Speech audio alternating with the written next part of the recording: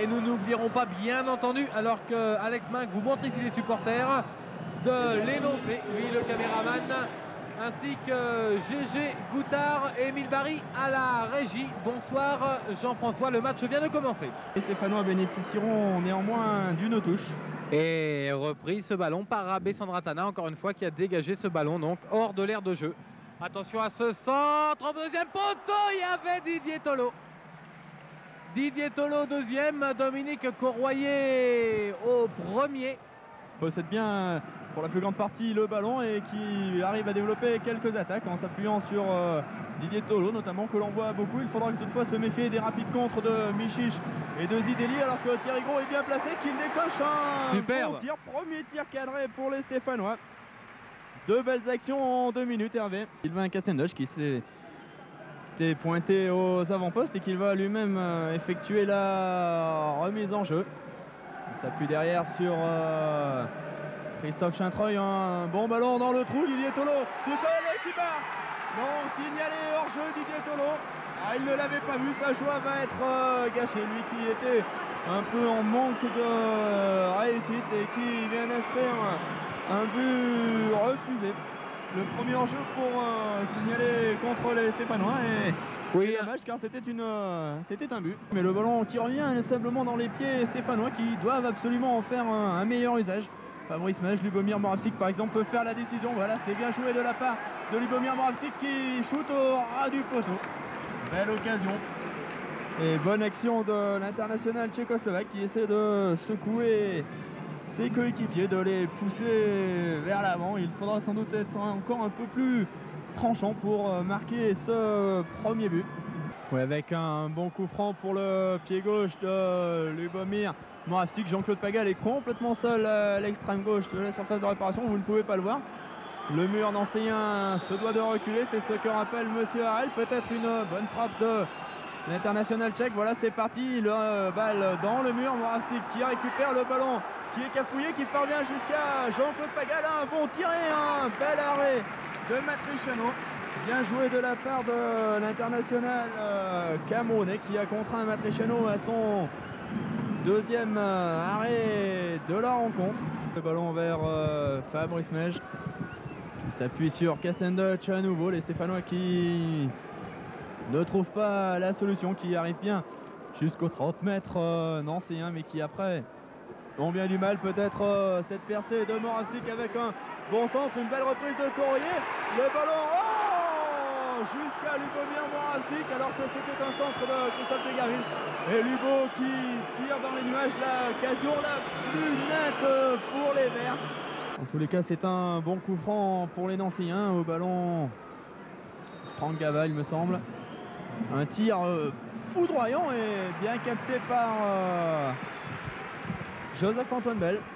Premier tir cadré, premier tir tout court de la partie des Nancéens et un bon coup franc de 35 mètres. Il ne reste plus que 3 minutes à peine dans cette première mi-temps et les Stéphanois qui vont sans doute jeter leur dernière cartouche avant le repos pour essayer de faire une sorte de break. Moravcik en tête. Moravcik, et de faire vibrer leur public aussi. Effectue un super centre. Matriciano qui repousse et Corroyer gêné par le portier stéphanois. Monsieur Harel ne dit rien. Quelle belle occasion sur ce très beau centre. Long changement d'aile vers Richard Tarasevic qui repique au centre. Attention, elle sera frappe du gauche et elle est fameuse. Je vous en avais parlé juste avant. Et le ballon qui a frôlé le poteau. Sylvain Castendoche sur l'aile.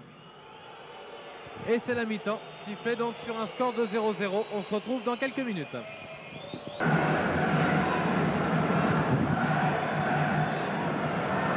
Et le coup d'envoi a été donné, le ballon directement jusqu'à Sylvain Matriciano. Lubomir Moravcik, puisque à présent c'est Fabrice Mej qui se met hors de portée de ce ballon. Attention à ce tir de Lubomir Moravcik juste au-dessus de la lucarne. Et ma foi, on peut considérer que c'est une belle entrée en matière, même si le but n'est pas marqué. Alors que deux joueurs s'entraînent du côté stéphanois. Il s'agit de Philippe Cuervo et de Aboubacar Camara. Attention, quelle belle prise de balle de la part de Joseph-Antoine Bell.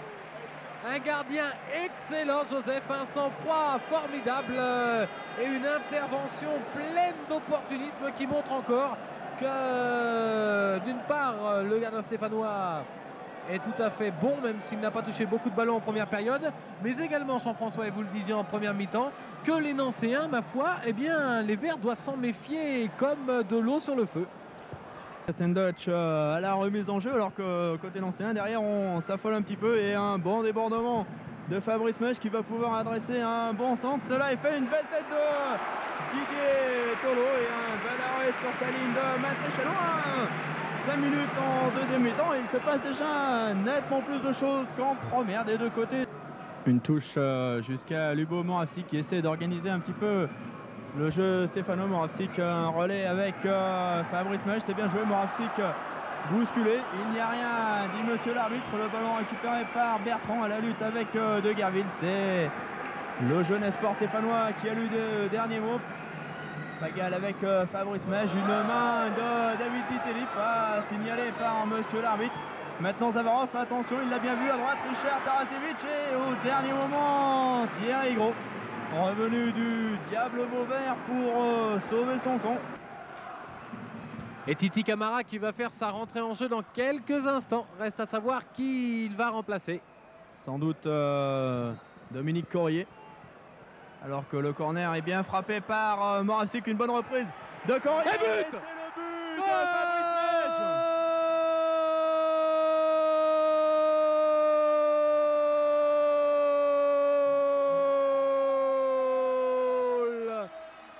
Jean-François, à peine 12 minutes de jeu. Et premier but, vous l'avez dit, de Saint-Étienne. Un but de Fabrice Mèche. Ça a été un petit peu douloureux, mais maintenant on peut leur faire confiance pour, si ce n'est accentuer leur avantage, souhaitons-le le préserver. Et des Nancéens qui vont devoir changer de tactique et essayer de revenir au score. Une balle sur la transversale, me semble-t-il, et un public qui redonne un petit peu de la voix maintenant, notamment sur les corners.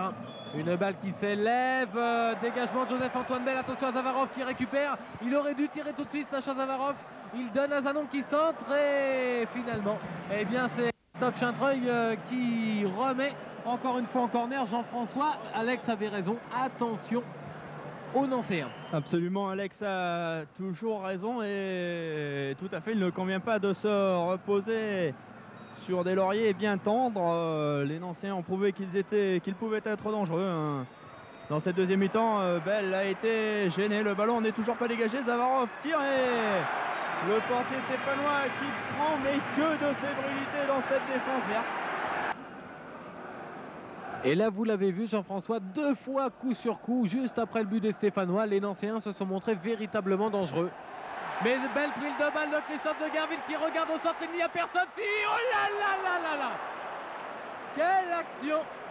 Et à Dominique Courroyer qui était tout près de récupérer le ballon, Jean-François. Dans l'axe, Christophe Chintreuil qui donne beaucoup de bons ballons de relance. Ici, Pagal, décidément de partout, Jean-Claude Pagal. Avec en relais Christophe de Guerville, pratiquement ailier droit. Le jeune de Guerville a un bon ballon pour la tête de Corrier, une belle déviation. Didier Tolo qui slalom, qui shoot et la transversale. Il ne faut pas s'arrêter, l'action n'est pas finie. Belle action de Didier Tolo qui n'a pas eu de réussite. Son shoot a heurté la transversale. On reprend le cours du jeu avec Zavarov qui a donné à Tarasevic, lequel donne pour Gava. Et au dernier moment, Castendoch sauve. Il ne faut pas oublier, et ça je crois que les Stéphanois l'ont encore en tête, qu'au Havre la semaine dernière, Jean-Claude Pagal avait permis aux siens de mener et 5 minutes plus tard, eh bien, il y avait 2-1 pour l'adversaire. Ah oui, une belle fin de corps de Titi Camara pour Fabrice Mèche. Un bon centre de Camara, Corrier qui se jette et le ballon qui finit dans les cages d'après le public. Dans les mains de Matriciano et tout à fait régulièrement d'après monsieur l'arbitre. qui pourrait leur permettre d'envisager une bonne série, la bonne série que tout le monde attend. Titi Camara, peut-être, voilà, Titi Camara se conclure. Qui dribble le gardien, qui shoot et qui met. Superbe deuxième but de l'AS Saint-Etienne à l'instant. But marqué par Titi Camara, le Guinéen. Quel choix, vous pouvez le voir à l'instant sur les images d'Alex Mahac. Quel choix pour Titi qui est complètement euphorique. Monsieur Harel qui ne siffle toujours pas une fin de match que beaucoup dans les tribunes transies et mouillées aimeraient maintenant voir siffler. D'autant que l'essentiel est acquis, la victoire stéphanoise. Peut-être une nouvelle attaque avec Camara qui retrouve bien Jean-Claude Pagal. Peut-être un troisième but. Un bon centre de Pagal, la tête de Courrier. Voilà. Troisième but, le troisième but. Superbe troisième but à l'instant, marqué par Dominique Courroyer. Pour les Verts, 3 buts à 0 pour l'AS Saint-Etienne, alors que les arrêts de jeu étaient en train de se dérouler et Dominique Courroyer, auteur d'une reprise impressionnante de la tête, donne une victoire plus large à l'équipe forésienne. Ah oui, on ne s'attendait pas à ça à 5 minutes de la fin où l'on tremblait encore. Mais quel relâchement coupable des Nancéens qui, cela n'arrangera pas leurs affaires, même si cela ne changera rien au niveau du décompte des points. Cela est toujours négatif pour leur goal average. Ils auraient pu serrer un peu là, ils ont totalement oublié Jean-Claude Pagal qui lui a effectivement bien su se faire oublier. Ils ont également oublié Dominique Courrier qui lui aussi a bien su se faire oublier et a su parfaitement ajuster Matriciano d'un bon coup de tête. Il est temps que cela se termine pour les hommes de Marcel Husson. Complètement à la dérive.